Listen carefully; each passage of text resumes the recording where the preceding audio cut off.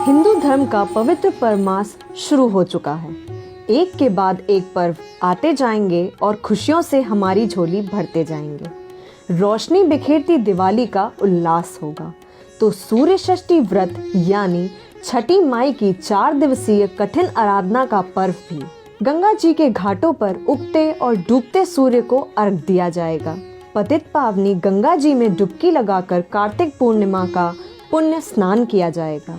लाखों नहीं करोड़ों श्रद्धालुओं की आत्मा तृप्त होगी। व्रती जब गंगा जल से आचमन कर अपना व्रत तोड़ेंगे। कितना मनोरम मन भावन दृश्य होता है जिसका दर्शन या सोच मात्र ही आपको आह्लादित कर देता है। दूर दराज नौकरी रोजगार करने वाले लोग, लिखने पढ़ने वाले लोग, हर जाति के लोग इस समय पूर्वांचल की यात्रा करते हैं यानी अपने घर आते हैं और इस पर्व मास में वो जहां अपनी माता, दादी, अपने बड़े बुजुर्गों का आशीर्वाद लेते हैं वहीं अपनी गंगा मैया को नमन भी करते हैं। गंगा जी को हमारे धर्म में माता का स्नान दिया गया है। उनमें हमारी अटूट आस्था है। गंगा किनारे वाले तो अपनी अलग ही पहचान रखते हैं, लेकिन अफसोस वो पहचान अब धुंधली होने लगी है। हमारी गंगा अब बहुत दुखी रहने लगी है। उन्होंने कभी सोचा भी नहीं होगा कि भागीरथी के पूर्वजों का तारण करने पृथ्वी पर जाऊंगी और एक दिन खुद तारण को तरसने लगूंगी।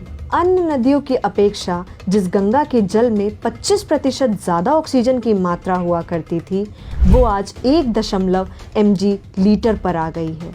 कल कल करके बहने वाली गंगा अपने कल हो ना हो की स्थिति में आ गई है।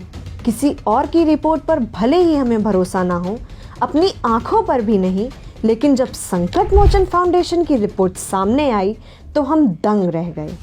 संकट मोचन फाउंडेशन की गंगा प्रयोगशाला द्वारा तुलसी घाट से एकत्र किए गए आंकड़ों से चौंकाने वाली रिपोर्ट सामने आई है। यह रिपोर्ट दर्शाती है कि दूषित कॉलीफॉर्म की मात्रा जनवरी 2016 में 4.5 लाख से बढ़कर फरवरी 2019 में 3.8 करोड़ हो गई है, जबकि बाहर नहाने के पानी में भी कुल कॉलीफॉर्म की अधिकतम संभावित संख्या प्रति 100 मिलीमीटर में 500 या उससे भी कम होनी चाहिए।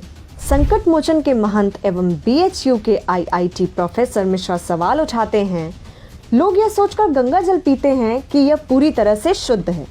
सोचिए, इतनी बड़ी मात्रा में दूषित कॉलीफॉर्म का लोगों के स्वास्थ्य पर क्या प्रभाव पड़ेगा? अजी केवल कॉलीफॉर्म बैक्टीरिया की मौजूदगी ही चिंता का विषय नहीं है, बल्कि जैव रासायनिक ऑक्सीजन की बढ़ती मांग भी चिंता का कारण है, जो 2016 में 46.8 से 54 mg लीटर से बढ़कर फरवरी 2019 में 66 से 78 mg लीटर हो गई है। और ऐसा बिल्कुल भी नहीं है कि खर्चा नहीं हुआ। और हाँ, ये वही पैसे हैं जो आपके टैक्स के हैं। मंत्री जी कहते हैं, राष्ट्रीय स्वच्छ गंगा मिशन राज्य सरकारों को वित्तीय सहायता देकर गंगा की सफाई में राज्यों के प्रयासों में सहयोग करता है।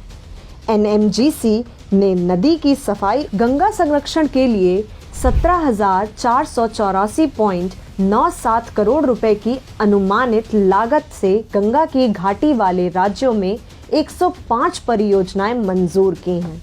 सिंह ने बताया कि सीवरेज बनाने संबंधी इन परियोजनाओं में से 26 पूरी हो चुकी हैं। बाकी परियोजनाएं कार्यान्वयन के विभिन्न चरणों में हैं।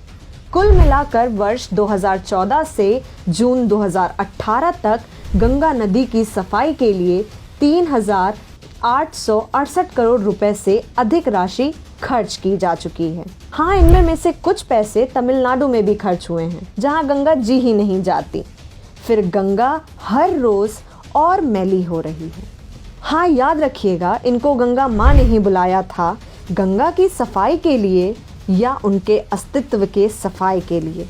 ये सवाल आज भी एक सवाल ही है।